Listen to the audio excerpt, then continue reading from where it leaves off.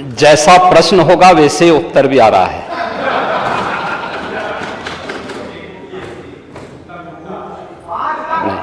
शांति सुनिए। प्रश्न ही उल्टा था तो उस उल्टे प्रश्न को सही करने का प्रयास हुआ है। और अभी तो आपने आधा ही उत्तर सुना है। पूरा सुनेंगे तो संभवतः पिछला इतिहास याद आने लग जाएगा। और सरकार के द्वारा जो समन्वित प्रयास किया गया है, आपने केवल डेंगू की चर्चा की।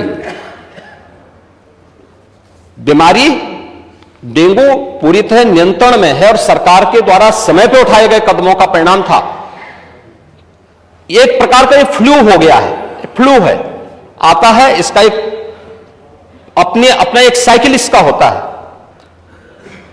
लेकिन मुझे आश्चर्य होता है कि जो सदस्य यहां पे प्रश्न उठा रहे थे, आप एक बहुत सीनियर सदस्य हैं, वो तो जब चिल्ला रहे थे तो मुझे उनके स्वास्थ्य की भी चिंता हो रही थी, रविदास मल्होत्रा जी की। उसको आपने जो बात कही है वह ब्लड ट्रिप नहीं था, उसको प्लेटलेट्स कहते हैं, ठीक है ना, प्लेटलेट्स कहते हैं। और वह पर्याप्त मात्रा में हर जनपद में आज के दिन पे उपलब्ध है। सरकारी में सारी सुविधाएं फ्री में हैं, लेकिन किसी भी प्राइवेट हॉस्पिटल में जाता है तो वहां वे सुविधाएं मिल रही हैं। और ये पूरा सदन गवाह है कि हर माननीय सदस्य को इस सदन के द्वारा अपनी निधि से ही 25 लाख रुपए सालाना देने का अधिकार दिया गया है। और यही नहीं, मुख्यमंत्री राहत कोष से हम चेहरा देख करके पैसा नहीं देते हैं। कोई भी व्यक्ति जो भी आवेदन करता है, कोई भी पीड़ित हो, उसकी जाति, उसका मत, उसका मजहब नहीं देखा जाता है, बल्कि वो पीड़ित राज्य का नागरिक है।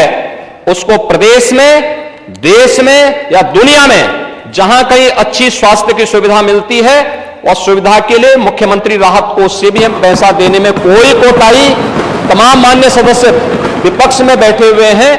बरसात के समय जल जमाव वाले क्षेत्रों में, अन्य क्षेत्रों में इस प्रकार की बातें देखने को मिलती हैं। और ये केवल डेंगू के मामले नहीं होते, इंसेफ्लाइटिस के भी मामले होते हैं, मलेरिया भी होता है, कालाजार भी होता है, चिकनगुनिया भी होता है।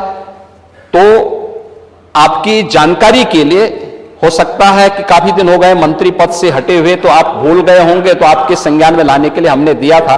इधर रहते तो हो सकता है कि कुछ लॉलीपॉप मिल भी जाता, लेकिन वहां रहकर के वो कभी नहीं मिल रहा। वो लगा कि थोड़ी देर के लिए लगा कि वो MBBS डिग्री हासिल किए हुए हैं, डॉक्टर लगे।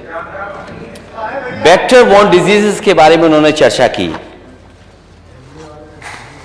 मैं केवल 2 घटनाएं बताना चाहता हूं राजधानी लखनऊ की और इनकी सरकार की नाकामी, इनके हॉस्पिटल्स की व्यवस्था, डॉक्टर्स का इंतजाम।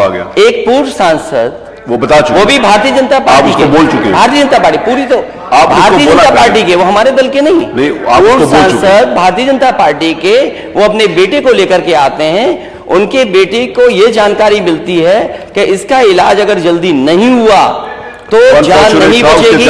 वो एक अस्पताल से दूसरे अस्पताल भागे और इलाज के लिए वो एडमिट नहीं करा पाए और उनके बच्चे की जान चली गई। इसका जवाब क्या है डबल इंजन की सरकार के पास? और दूसरा, PGI से लोहिया संस्थान KGMU 9 घंटे एम्बुलेंस में बच्चा बना रहा, 9 घंटे, और उसकी जान नहीं बची। ये डबल इंजन की सरकार। ये सरकारी संस्थाओं को इसलिए नहीं मजबूत कर रहे हैं क्योंकि ये प्राइवेट संस्थाओं को बढ़ावा देना चाहते हैं। आज पूरे उत्तर प्रदेश में सरकारी संस्थाओं में गरीब का इलाज नहीं है। अगर ये सरकार बताए, इतने दावे कर रही है सरकार, ये सरकार बताए कि एक जिला अस्पताल बनाया हो जहां पर गरीब का इलाज हो रहा हो, एक जिला अस्पताल, ठीक, एक जिला अस्पताल जहां गरीब को पर्याप्त इलाज मिल जा रहा हो, वो बनाया इस सरकार ने, तो हमें बताया अभी।